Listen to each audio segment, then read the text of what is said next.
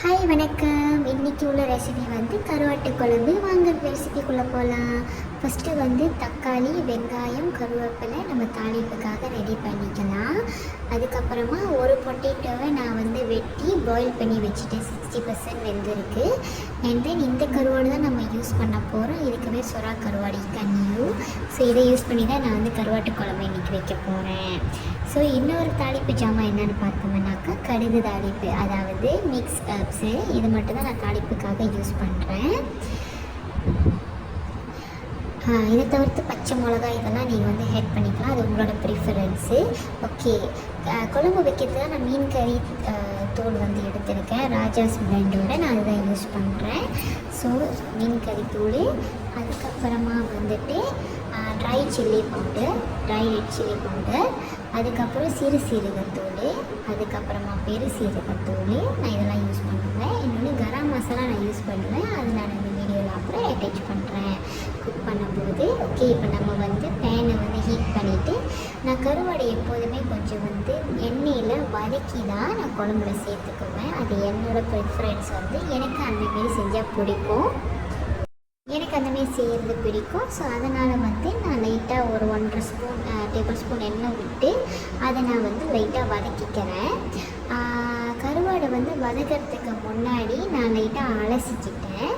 So anything தூசி இருந்தால் கூட அது இதுவாகிடும். ஸோ லைட்டாக அலசி அதுக்கப்புறம் நான் இந்த எண்ணெயை சேர்த்து லைட்டாக வதக்கிக்கிறேன். ஒரு 2 மினிட்ஸ் அந்தமாரி நான் வதக்கிக்கிறேன். அது லைட் ப்ரௌன் டு கோல்டு கலராக ஆகிற வரைக்கும் நான் நல்லா கரண்டி விட்டு கிளறி வதக்கிக்கிறேன்.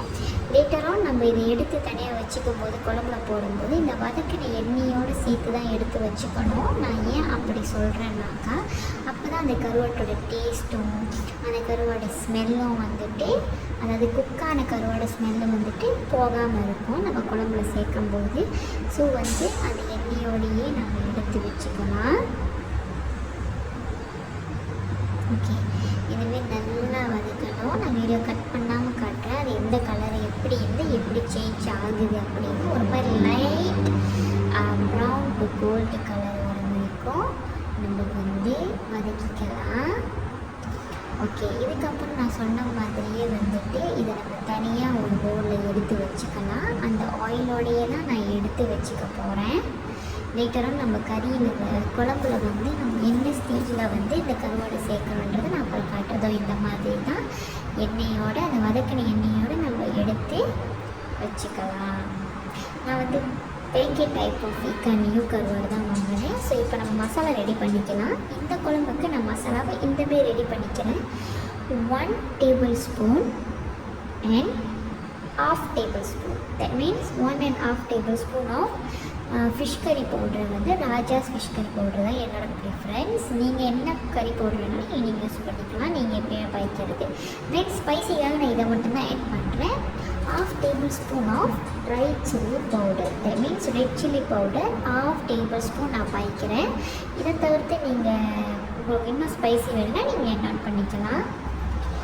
அதுக்கப்புறமா கொஞ்சம் சின்ன அளவு சிறு சீரகத்தூள், அதை நான் ரெக்கார்ட் பண்ண மறந்துட்டேன், பட் நான் போட்டுட்டேன். கொஞ்சம் அளவு சின்ன சீரகத்தூள். அதுக்கப்புறமா நான் சேர்க்குறது பெரிய சீரகத்தூள். இந்த பெரிய சீரகத்தூள் எவ்வளவு சேர்க்குறனோ அந்த அளவுக்கு தான் நான் சின்ன சீரகத்தூளையும் சேர்ப்பேன். ஓகே, பெரிய சீரகத்தூள் சேர்த்துட்டு இது நல்ல ஃப்ளேவருக்காகவும் ஒரு நல்ல டேஸ்ட்டுக்காகவும் நம்ம இந்தியன் ஸ்பைஸ் ஆகியதுனால நான் அதை சேர்த்துக்கிறேன். அதுக்கப்புறம் நான் கரம் மசாலாவும் நம்ம எல்லா கிரேவிங்களையும் நான் என்ன சமைச்சாலும் இதை நான் இந்த அளவுக்கு கண்டிப்பாக போடுவேன். ஸோ கரம் மசாலா கொஞ்சம் போட்டுக்கிறேன். இது எல்லாம் போட்டு நம்ம என்ன செய்யணும்னா, நான் ஹாட் வாட்டர் கொஞ்சம் ஊற்றி இதை நல்லா மிக்ஸ் பண்ணிக்கிறேன். நான் ஏன் ஹாட் வாட்டர் இதை மிக்ஸ் பண்ணுறேன்னா, இந்த மசாலா எல்லாமே நம்ம குழம்புல கொதிக்க வைக்கிறதுக்கு முன்னாடியே ஒரு 40% இந்த ஹாட் வாட்டர்லேயே குக் ஆயிரும். வாட்டரியாக இல்லாமல் திக்காக இல்லாமல் நடுத்தரத்தில் இதை நல்லா நம்ம மிக்ஸ் பண்ணிக்கணும். நல்லா மிக்ஸ் பண்ணி எடுத்துக்கணும். அந்த மசாலாலாம் நல்லா கரைச்சி விட்டுறணும். ஒரு 40% இந்த மசாலா இந்த சுடு தண்ணியிலே வெந்துடும். அதுக்கப்புறமா நம்ம குழம்புல வந்து எப்படி சேர்த்து குக் பண்ணுறதுன்றதை நான் கைட் பண்ணுறேன். இதெல்லாம் நீங்கள் குக்கிங்கை ஸ்டார்ட் பண்ணுறதுக்கு முன்னாடி இதெல்லாம் ப்ரிப்பேர் பண்ணி வச்சுக்கிட்டால் டக்குன்னு 10 to 15 மினிட்ஸ்க்குள்ளே இந்த கிரேவியை நீங்கள் வந்து ரெடி பண்ணிடலாம். லாங் டைம் எடுக்காது. ஓகே, நல்லா மிக்ஸ் பண்ணி எடுத்து வச்சுக்கலாம். இந்தமாரி கன்சிஸ்டன்சிலாம் இருக்கும். நான் எடுத்து காட்டுறேன் பாருங்கள். ஓகே, இப்போ நான் இந்த சைஸ் பானை தான் நான் எடுத்துருக்கேன் கறி வைக்க. பிகாஸ் என் வீட்டில் 2 பேர் தான் நாங்கள் சாப்பிட்றதுக்கு. ஸோ நான் இந்த அளவுக்கான கிரேவி தான் செய்ய போகிறேன். இந்த பானையில் நம்ம குக் பண்ணும்போது மீடியம் ஃப்ளேமில் வந்து பானை வச்சுட்டு தான் நம்ம ஒரு 2 to 3 டேபிள் ஸ்பூன் வந்து எண்ணெய் விட்டுக்கிறேன். எண்ணெய் விட்டு மீடியம் ஃப்ளேமில் தான் வந்துட்டு நான் வந்து ஸ்டவ் வச்சுருக்கேன். பிகாஸ் இதை நம்ம தாளிப்பு ஜாமெல்லாம் போட்டு தாளிக்கும் போது புகை அதிகமாக வந்து தீஞ்சு போயிடும், சட்டுன்னு பேர்ன் ஆகிடும். ஸோ இப்போ நான் தாளிப்பு ஜாமான் கடுகு தாளிப்பது மிக்சர்ஸை போட்டுக்கிறேன். அது லைட்டாக பொரிஞ்ச உடனே வெட்டி வச்ச வெங்காயம், தக்காளி, கருவேப்பிலை இது எல்லாத்தையும் நான் ஒன்றாவே போட்டு தாளிச்சிக்கிறேன். இது எல்லாமே ஒன்றா போட்டு தாளிக்கும் போது நமக்கு ஒரு நல்ல ஃப்ளேவரும், அது நல்லா கலந்த ஒரு மிக்சர் நல்லா சேர்ந்து வெந்து வரும்போது ரொம்ப டேஸ்டியாக இருக்கும்.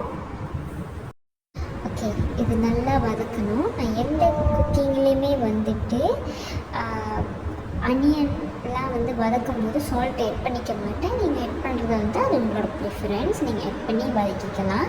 ஸோ நான் நல்லா வதக்கி, அதாவது அந்த வெங்காயம் நல்லா கண்ணாடி பதம் வர அளவுக்கு நான் வதக்கிக்குவேன். எல்லா சமையல்லையுமே அந்தமாரி வரைக்கும் வதக்கணும், கண்ணாடி பதம் வர வரைக்கும் அந்த வெங்காயம். ஸோ அதுதான் வந்து குட் கன்சிஸ்டன்சி. ஸோ அதை நல்லா வதக்கி கிளறி விட்டுட்டு ஆனால் அடுப்பு வந்து லோ ஃப்ளேம்லேயே தான் வச்சுருக்கேன். ஸோ ஹீட்டானதுனால அது நல்லா வேகுது. ஸோ இதுக்கப்புறமா அடுத்த தாளிப்பாக்காக நம்ம என்ன சேர்ப்போம்னா, நார்மலி இஞ்சி பூண்டு பேஸ்ட், ஜிஞ்சர் கார்லிக் பேஸ்ட்டை தான் வந்து நம்ம சேர்த்துக்குவோம்.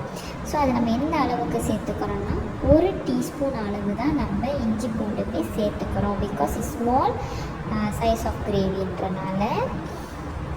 ஸோ 1 டீஸ்பூனாக ஜிஞ்சர் கார்லிக் பேஸ்ட் சேர்த்துக்கிறோம். சேர்த்து நல்லா மிக்ஸ் பண்ணிக்கலாம். இது எல்லா பொருட்களுமே நல்லா மிக்ஸ் ஆகி வதங்கட்டும் எண்ணெயில். வேறு எண்ணெய் நம்ம வந்து ஆட் பண்ணக்கூடாது. ஜஸ்ட் 2 to 3 டேபிள் ஸ்பூன் போதும் இந்த லெவல் ஆஃப் கிரேவிக்கு நான் சொல்கிறது. ஓகே, இது லைட்டாக வதங்கினதுக்கு அப்புறமா நம்ம என்ன அடுத்ததாக சேர்த்தோம் அப்படின்னாக்கா, நம்ம மிக்ஸ் பண்ணி வச்சுருக்கிற அந்த மசாலா, அதாவது 40% நம்ம வந்து ஹாட் வாட்டரில் வந்து மிக்ஸ் பண்ணி வச்சுருக்கோம் இல்லையா, அந்த மசாலாவை வந்து நம்ம இதில் சேர்த்துக்கலாம். இதுதான் அந்த மசாலா. ஸோ இதை வந்து நம்ம இந்த கிரேவியில் வந்து சேர்த்துக்கலாம். சேர்த்துட்டு அந்த போலே நான் கொஞ்சோண்டு தண்ணி சேர்த்து அலசி அந்த மசாலா வேஸ்ட் பண்ணாமல் எல்லா அந்த குவான்டிட்டி வந்து சரியாக இருக்கும். இதில் இவ்வளோண்டு தண்ணி ஊற்றி நான் இந்த மசாலாவை இந்த எண்ணெயில் நல்லா கொதிக்க விட போகிறேன். நல்லா வதக்கி அது நல்லா கொதிக்கட்டும். அந்த அளவுக்கு திக்கான மசாலா வந்து அந்த எண்ணெயில் நல்லா வதக்கணும். சூப்பராக இருக்கும். நீங்கள் இந்த ரெசிபியை வந்து ஃபாலோ பண்ணிங்கன்னா, கண்டிப்பாக அதை நீங்கள் ட்ரை பண்ணிங்கன்னா எனக்கு நீங்கள் கமெண்ட் பண்ணுங்கள். ஓகே, அதுக்கப்புறமா நான் வந்து லீமா கஸ்தூரி, அதாவது கிச்சிலிக்கா சொல்லுவாங்க இல்லையா, அந்த சைஸுக்கு வந்து புளி எடுத்துக்கிறேன். அந்த புளியை வந்துட்டு நம்ம எடுத்த அளவு வந்து சின்னது தான், ஆனால் நம்ம இன்னும் நல்லா தண்ணியான அளவுக்கு அது நல்லா கரைச்சிக்கணும். கொஞ்சம் கூடியாக தண்ணி ஊற்றி கரைச்சிக்கிட்டு அதை வந்து இது 2 மினிட்ஸ் அந்த குழம்பு கொதிக்குது எண்ணெயிலேயே, திக்கான குழம்பு. அதில் வந்து இந்த புளி தண்ணியை நம்ம ஊற்றிக்கலாம். ரொம்ப திக்கான புளியும் இல்லை. இந்த மீனை நம்ம இந்த கருவோட நம்ம வதக்கிட்டனால ரொம்ப புளிப்பாக ஊற்றணுன்ற அவசியமும் இல்லை. அவங்கவுங்க ப்ரிஃபரன்ஸ்க்கு ஏற்ற மாதிரி புளிப்பு, உப்பு இதெல்லாம் வந்து நீங்கள் அரேஞ்ச் பண்ணிக்கோங்க. ஓகே, இதை நல்லா மிக்ஸ் பண்ணி விட்டு நான் இன்னும் கொஞ்சம், எனக்கு வந்து திக்காக தான் வேணும் குழம்பு, ரொம்ப வேண்டாம். ஏன்னா இது குழம்பாக தான் நான் எடுக்கிறேன், கறியாக எடுக்கலை. ஸோ நான் வந்து இன்னும் கொஞ்சம் தண்ணி ஆட் பண்ணிக்கிறேன். இந்த அளவு தண்ணி தான் நான் எக்ஸ்ட்ரா ஆட் பண்ணிக்கிறேன். ஆட் பண்ணிவிட்டு இதை வந்து நான் ஒரு 5 மினிட்ஸ்க்கு கொதிக்க விட போகிறேன்.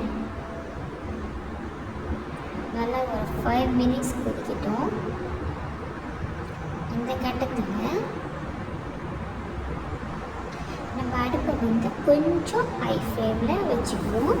மிடிலும் இல்லாமல் ஹையும் இல்லாமல். இந்த கட்டத்தில் நான் இந்த அளவுக்கு சால்ட்டு சேர்த்துக்கிறேன். ஏன்னா கருவாட்டிலையும் சால்ட் இருக்கிறனால நான் எப்பயுமே என்னோடய ப்ரிஃபரன்ஸ்க்கு ஏற்ற மாதிரி நான் ஹேண்ட் தான் யூஸ் பண்ணுவேன். It's not based on the level by tablespoon teaspoon like that. So நான் வந்து கையில் தான் பாய்க்கிறேன். ஸோ பாய்ச்சி இந்த அளவுக்கு கொதி வந்தோடனே அடுப்பை வந்து லோ ஃப்ளேமில் வச்சு மிதமாக கொதிக்க விடுங்க. அதுக்கப்புறம் உங்களோட ப்ராஸா போட்டுக்கோங்க for your taste. You can use Ajinomoto Maggi சுக்கராசா பேஸ்ட் ஆன் யோர் ப்ரிஃபரன்ஸ். எந்த வகையான சீசனிங் பைப்பிங்களோ அந்த சீசனிங்கை அந்த அளவுக்கு போட்டுட்டு நல்லா கிளறி விட்டு, எப்பயுமே நம்ம சால்ட்டு எல்லாம் போட்டாக்கா 1 மினிட் அதை கொதிக்க விட்டுட்டு தான் நம்ம டேஸ்ட் பார்க்கணும். அப்போ தான் சால்ட் அக்யூரேட்டாக தெரியும். ஸோ இதுக்கு அந்தாண்ட நம்ம 1 மினிட் கொதிச்சதுக்கப்புறமா நம்ம வந்து 60% வெந்து இருந்துச்சு இல்லையா, அந்த பொட்டேட்டோவை நம்ம வந்து இந்த குழம்புல சேர்த்து ஒரு 2 to 3 மினிட்ஸ் நல்லா கொதிக்க விடுவோம். 2 to 3 மினிட்ஸ் நல்லா கொதிக்கட்டும். இன்னொரு 40% ஆஃப் பொட்டேட்டோ வந்து இந்த 2 to 3 மினிட்ஸில் கண்டிப்பாக வெந்துடும். சம்மோ பேஸ்ட் ஆன் நீங்கள் எந்த ஷேப்பில் வந்து உங்கள் பொட்டேட்டோ வெட்டுறீங்க, எவ்வளோ குவான்டிட்டின்றதையும் பொறுத்து இருக்குது. நான் 1 குவான்டிட்டி இந்த சைஸில் தான் க்யூப் சைஸில் தான் நான் வெட்டியிருக்கேன். ஸோ இந்த அளவுக்கு நல்லா 2 to 3 மினிட்ஸ் கொதித்து வந்த உடனே நம்ம கருவாடை வந்து ஆட் ஆன் பண்ணிக்கலாம். அந்த வதக்கின எண்ணெயோட ஆட் ஆன் பண்ணிவிட்டு கிளறி விட்டுக்கலாம். இது ஒரு 5 மினிட்ஸ் நல்லா பாயில் ஆகட்டும். கருவாடு போட்டதுக்கப்புறமா ஒரு 5 மினிட்ஸ் கரெக்டாக நல்லா பாயில் ஆகிட்ட பிறகு நம்ம சால்ட்டை டேஸ்ட் பண்ணிவிட்டு தென் நமக்கு சால்ட்டு பத்தலை அப்படின்னா நம்ம சால்ட்டை ஆட் ஆன் பண்ணிக்கலாம். எனக்கு காரம் புளிப்பு எல்லாமே கரெக்டாக இருந்துச்சு. இந்த பாருங்கள் கருவாடு தெரியுதா? இது நல்லா ஒரு 5 மினிட்ஸ் கொதிச்சாதான் இந்த மிளகா சாந்து அந்த டேஸ்ட் எல்லாமே அந்த கருவாட்டிலையும் இறங்கும், பொட்டேட்டோலையும் இறங்கும். ஸோ எனக்கு காரம் புளிப்பு எல்லாமே கரெக்டாக அக்யூரேட்டாக இருந்துச்சு டேஸ்ட் எல்லாமே. பட் எனக்கு லாஸ்ட்டாக சால்ட் மட்டும் கொஞ்சம் பத்தலை. ஸோ இந்தமாரி நீங்கள் வந்து பொட்டேட்டோவை டெஸ்ட் பண்ணி பார்த்துக்கலாம். ஃபாக்லேயோ இல்லை ஸ்பூன்லேயோ நீங்கள் வந்து ஸ்பீஸ் பண்ணி பார்த்துக்க. எனக்கு பாதியாக போகிற அளவுக்கு வெந்திருந்துச்சு. எனக்கு இது ஓகே. ஸோ அதுக்கப்புறமா வந்துட்டு நான் டேஸ்ட் பார்க்க சொன்னேன் இல்லையா, சால்ட்டு பார்த்துட்டு உங்களுக்கு வந்து சால்ட்டு பத்தலை அப்படின்னா நீங்கள் இன்னும் கொஞ்சம் ஆட் ஆன் பண்ணிக்கலாம். நான் லாஸ்ட்டாக ஆட் ஆன் பண்ணியிருப்பேன் கொஞ்சம் சால்ட்டு. நான் டேஸ்ட்டு பார்த்துட்டு தான் ஆட் பண்ணேன். ஒரு 5 மினிட்ஸ் நல்லா கொதிக்கணும் சொன்னேன் இல்லையா, அது நல்லா கொதிக்கணும். நான் கொஞ்சோண்டு சால்ட்டு இப்போ நான் போடுறேன்னா இவ்வளோ சால்ட்டு நான் போட்டு அதுக்கப்புறம் நான் டேஸ்ட்டு பார்த்துட்டு என் ப்ரிஃபரன்ஸை வந்து நான் கரெக்ட் பண்ணிக்கிட்டேன். நல்லா மிக்ஸ் பண்ணி விடுங்க. சால்ட்டு போட்டு நல்லா மிக்ஸ் பண்ணி விடுங்க. இல்லை அது ஒரே இடத்துல ஒரே பொட்டேட்டோலேயே அது இறங்குற மாதிரியும் இருக்கும். பிகாஸ் பொட்டேட்டோவுக்கு வந்து சால்ட்டை வந்து ஃபில்டர் பண்ணுற ப்ரெஷர் இருக்கிறனால நம்ம வந்து பொட்டேட்டோ எந்த கறி கிரேவியில் போட்டாலும் சால்ட்டை வந்து பார்த்து சேர்த்துக்கணும்.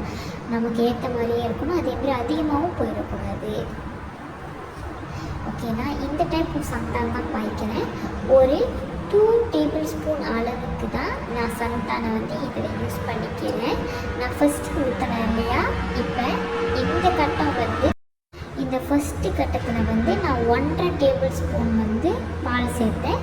தென் நான் கிளறி விட்டு என்னோடய கிரேவியோட கலரை நான் பார்த்துக்கிட்டேன்.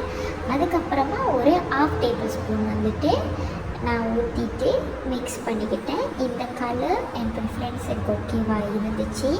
அதுக்கப்புறமா நான் என்ன பண்ணேன்னா கிரேவியை கொதிக்க விட்டேன். எப்படின்னா ஜஸ்ட் ஒரு கொதி தான் கொதிக்கணும். அந்த குழம்பெல்லாம் ஒன்று சேர்ந்து இந்தமாரி கொதித்து வரணும், அவ்வளவுதான். நம்ம வந்து ஸ்டவ்வை ஆஃப் பண்ணிவிட்டு நம்ம வந்து க்ளோஸ் பண்ணி வச்சிடலாம். எவர் try the best one. Thank you.